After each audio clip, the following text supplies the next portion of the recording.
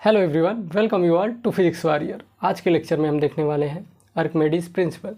जैसा कि हमने लास्ट लेक्चर में देखा था बायोन्सी, बायोंट फोर्स और अपथ्रस्ट फोर्स। तो आपने अगर उस लेक्चर को नहीं देखा तो उसे देख कर आइए ताकि ये लेक्चर आपको अच्छे से समझ में आए। तो अपथ्रस्ट फोर्स क्या होती है एक बार थोड़ा समझ लेते हैं, अगर किसी ने नहीं देखा तो।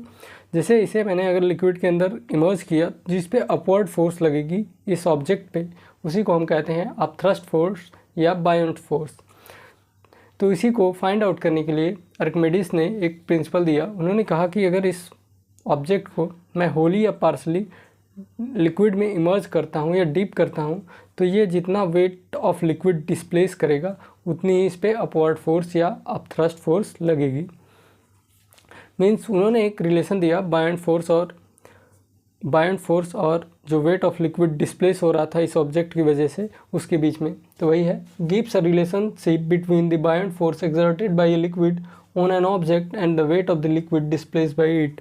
इन्होंने एक रिलेशन दिया कि जो बायोंट फोर्स है जो लिक्विड के द्वारा इस पे लग रही है बायोंट फोर्स, वो इक्वल होगी weight of liquid displace by this object. अगर लेट सपोज दैट ये 10 न्यूटन का वाटर डिस्प्लेस करता है तो इस पर फोर्स लगेगी 10 न्यूटन की। अगर कोई ऑब्जेक्ट है वो 100 न्यूटन का वाटर डिस्प्लेस करता है तो वहाँ पे 100 न्यूटन उस पर फोर्स लगेगी। The weight of 1 kg mass of water is about 10 Newton. तो जो अगर 1 kg मास हम वाटर का डिस्प्लेस करते हैं तो उसका वेट आता है 10 न्यूटन के बराबर। अब अकॉर्डिंग टू आर्किमिडीज प्रिंसिपल क्या है ये देखते हैं हम। आर्किमिडीज प्रिंसिपल कहता है when an object is wholly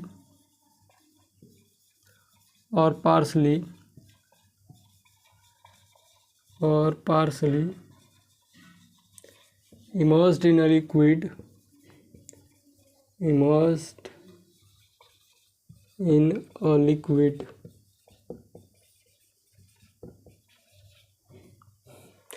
liquid is equal. When an object is wholly or partially immersed in a liquid, then the buoyant force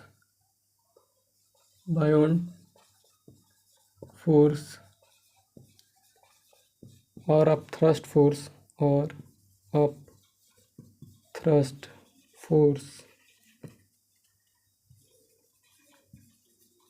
is equal to the weight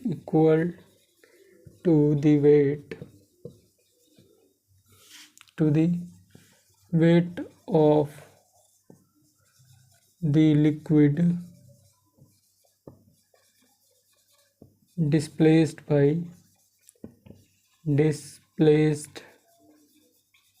by the object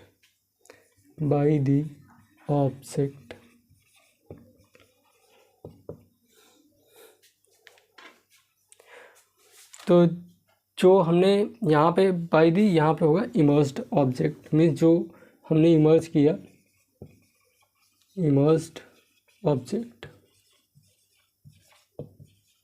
तो इसका मतलब है कि when on object is wholly और partially, जैसे मैं इसे Holi means पूरी तरह से या तो लिक्विड के अंदर डाल दूँ या तो इसे कुछ इसका पार्ट लिक्विड के अंदर करूँ, डीप करूँ मीन्स इमर्ज करूँ, तो वहाँ पे क्या होगा, इस पर जो बायोंट फोर्स जो अपथ्रस्ट फोर्स लगेगी वो इक्वल होगी जितना ये वेट ऑफ वाटर डिस्प्लेस कर रहा होगा।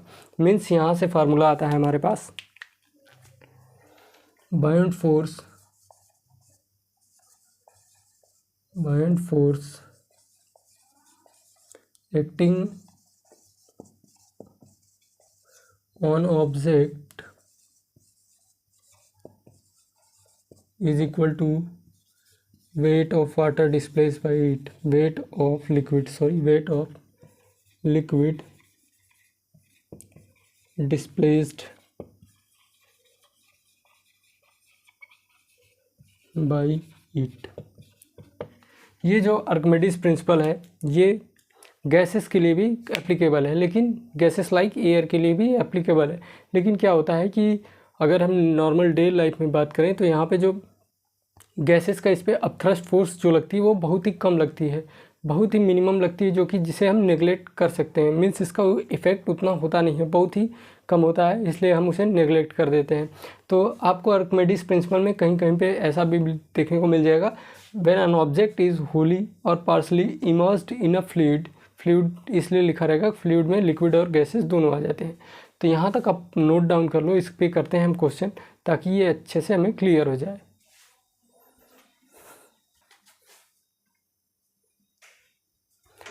तो नेक्स्ट हम एक क्वेश्चन देखेंगे, जो कि when an object is emerged in water, जब हम एक ऑब्जेक्ट को वाटर के अंदर डालते हैं, it displace 5 kg of water, how much is the buoyant force acting on the aluminium object. जो ऑब्जेक्ट है वो एल्यूमिनियम ऑब्जेक्ट है, तो उस पर क्या है, कितना बायंट फोर्स लग रहा होगा। तो buoyant force is equal to, हमने अभी आर्किमिडीज प्रिंसिपल से देखा हुआ है, वाटर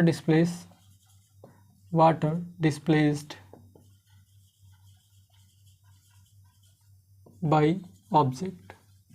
तो यहाँ पे वाटर कितना डिस्प्लेस हुआ, उसका मास देखते हैं इनटू ग्रेविटी। इसका वेट देखने के लिए m इंटू जी हो जाएगा। तो यहाँ पे मास हो गया हमारे पास 5 इंटू ग्रेविटी की वैल्यू होगी 10 इज इक्वल टू 50 न्यूटन।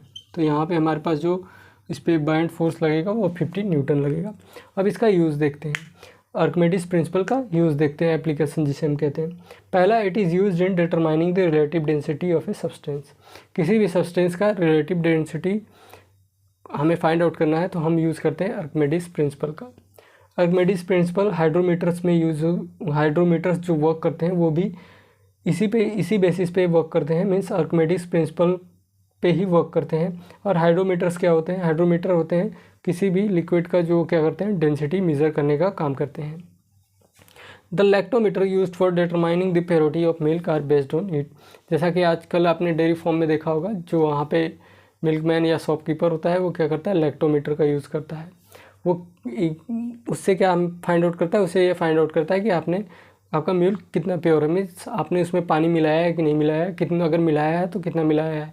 तो ये क्या है, ये जो प्योरिटी ऑफ मिल्क है जो लैक्टोमीटर से हम मेजर कर रहे हैं, ये भी आर्किमिडीज प्रिंसिपल के बेसिस पे ही वर्क करता है, मीन्स उसी पे वर्क करता है। और जो लास्ट है, इसे हम यूज़ करते हैं, जो इंजीनियर यूज करते हैं इसे शिप्स और सबमरीन डिज़ाइन करने में, मीन्स इसी का यूज़ करके हम सब शिप्स और सबमरीन डिज़ाइन करते हैं ताकि वो वाटर पे फ्लोट कर सके। जैसे शिप वाटर के ऊपर फ्लोट करेगी और जो सबमरीन है उसको तो टाइम पे ऊपर नीचे करना होता है, मीन्स वो पानी के अंदर कुछ डेप्थ पे फ्लोट करती है, या उससे ज़्यादा जा सकती है या उससे ऊपर भी आ सकती है। तो क्या होता है, तो ये हम इसमें आर्किमिडीज प्रिंसिपल का यूज़ करते हैं। अब कोई भी ऑब्जेक्ट सिंक या फ्लोट क्यों करता है, मीन्स ये अगर मैंने मार्कर को पानी में डाला तो ये क्या करेगा, डूब जाएगा, या तो कोई ऑब्जेक्ट मैंने डाला तो पानी के अंदर फ्लोट करेगा, या तो ऑब्जेक्ट पानी के ऊपर फ्लोट करेगा। तो ऐसा क्यों होता है, तो इसके पीछे 2 रीज़न है। पहला, एक तो इसका ऑब्जेक्ट जो हमने लिया होगा उसका वेट, और दूसरा इस पर जो अपथ्रस्ट लग रहा हो, जो इस पर फोर्स ज़्यादा लग रही होगी। लेट्स सपोज दैट अगर स्टोन है, स्टोन हमने डाला तो वो क्या करेगा, जो उसका वेट होगा वो ज़्यादा होगा, जबकि अपथ्रस्ट फोर्स होगी उस पर कम होगी, क्योंकि वो वाटर जो डिस्प्लेस करेगा वो बहुत ही कम करेगा। और जब कम वाटर डिस्प्लेस करेगा, मीन्स जो वेट उसका वेट है उससे उसकी अपेक्षा वाटर जो डिस्प्लेस करेगा वो कम करेगा। इसकी वजह से वो क्या करता है, डूब जाता है। और कुछ होता है सब, जैसे मग हो गया, मग हम क्या करते हैं, उसको अगर पानी के अंदर डुबो दे तो वो बीच में तैरने लगता है कहीं पे। वह इसलिए होता है क्योंकि जो उसका वेट है वो बायंट फोर्स के इक्वल हो जाता है। मीन्स जैसे सबमरीन है, पानी के अंदर तैरती है, तब क्या होता है, वहाँ पे जो उसका वेट है वो बायंट फोर्स के इक्वल हो जाता है, इसी की वजह से वो पानी के अंदर तैरती है। और आपको पता है जो ये ऑब्जेक्ट है, सपोज दैट इस पर लेफ़्ट से भी लग रहा होगा और राइट से भी फोर्स लग रही होगी, तो ये दोनों एक दूसरे को कैंसिल आउट कर देंगे। लेकिन ये इसका वेट लग रहा है, वेट का फोर्स लग रहा है, और नीचे से यहाँ पे अपथ्रस्ट लग रही है, अपथ्रस्ट फोर्स लग रही है, जिसकी वजह से अब क्या होगा, जब वाटर के अंदर सबमरीन फ्लोट करती है तो क्या करते हैं, इसको और इसको जब बैलेंस कर दिया जाता है तो वो क्या करती है, अंदर फ्लोट करने लगती है। और अगर ये अपथ्रस्ट फोर्स वेट से ज़्यादा हुई तो वाटर के ऊपर ही जो ऑब्जेक्ट है वो तैरने लगेगा। सपोज दैट हमने कोई लीफ क्या किया, पानी पे रखा जो रिवर में फ्लोट कर रहा है, तो वो ऊपर ही फ्लोट करता है। क्यों, क्योंकि उसका जो वेट है वो बायंट फोर्स जो है उसके वेट से बहुत ज़्यादा है, इसकी वजह से वो पानी के ऊपर ही फ्लोट करेगा। तो यहाँ से हमें पता चलता है कि पानी में अगर कोई ऑब्जेक्ट सिंक कर रहा है, इसका मीन्स जो वेट ऑफ ऑब्जेक्ट है वो अपथ्रस्ट फोर्स से ज़्यादा है। सेकेंड वन, अगर कोई पानी के अंदर तैर रहा है, पानी के अंदर फ्लो कर रहा है, तो उसमें मीन्स वहाँ पे जो अपथ्रस्ट फोर्स है वो वेट ऑफ ऑब्जेक्ट के इक्वल है। एंड थर्ड वन इज़, अगर कोई ऑब्जेक्ट पानी के ऊपर फ्लो कर रहा है तो वहाँ पे मीन्स अपथ्रस्ट फोर्स जो है वह वेट से ज़्यादा है। मीन्स जो अपथ्रस्ट फोर्स, जो डाउनवर्ड फोर्स जो अंदर पानी से ऊपर लग रही है, ऑब्जेक्ट के ऊपर लग रही है अपवर्ड साइड में, वो क्या है, वेट से ज़्यादा है। तो आई होप आप लोगों को समझ में आया होगा। जो भी क्वेरीज हैं आपकी, आप कमेंट सेक्शन में कमेंट करिए। नेक्स्ट मिलते हैं नेक्स्ट लेक्चर में, तब तक पढ़ते रहिए। All the best.